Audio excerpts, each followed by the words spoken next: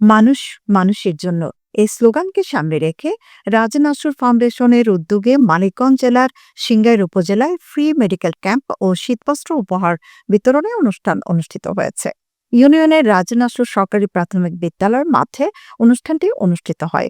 অনুষ্ঠানে সভাপতিত্ব করেন এটিএম রাশেদ বাবু, সভাপতি রাজ নসরুল ফাউন্ডেশন।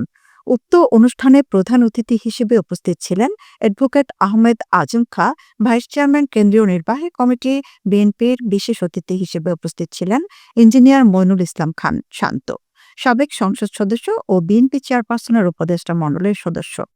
এ সময় সাধারণ মানুষের জন্য রাজ নসরুল ফাউন্ডেশন কর্তৃক ফ্রি মেডিকেল ক্যাম্প ছিল।